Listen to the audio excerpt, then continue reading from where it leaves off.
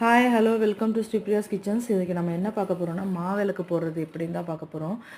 பச்சரிசி எடுத்துக்கோங்க. ஒரு அழாக்கோ ஒரு முக்கால் அழாக்கோ இப்படி எடுத்து பச்சரிசி ஊற வச்சுக்கோங்க. நல்லா ஒரு மணி நேரம் 1/2 மணி நேரம் ஊறினா போதும்.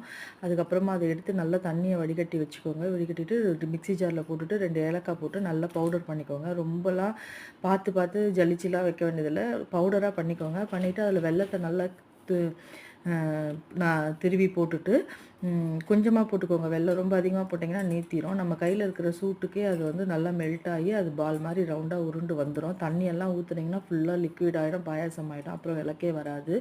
டைட்டாக அப்படியே பிசைஞ்சிக்க வேண்டியது தான். ஒரு பால் மாதிரி பண்ணி ஒரு அகல் பண்ணி வச்சுட்டு நாங்கள் சைடில் வந்து ஒரு பிடி கொழுக்கட்டை மாதிரி ஒன்று பண்ணி வைப்போம். அது எங்கள் வீட்டுங்களெல்லாம் பழக்கம். இதுதான் மாவிளக்கு போடுறது. இதில் நெய் போட்டு திரி போட்டு விளக்கு ஏற்ற வேண்டியது தான். உங்களுக்கு தெரியாதவங்க இதை எப்படி பண்ணணும்னு பார்த்து தெரிஞ்சுக்கோங்க. கிண்ணத்துலலாம் வச்சு லிக்விடெல்லாம் பண்ணாதீங்க, இந்த மாதிரி டைட்டாகவே வரும். ட்ரை பண்ணி பாருங்கள்.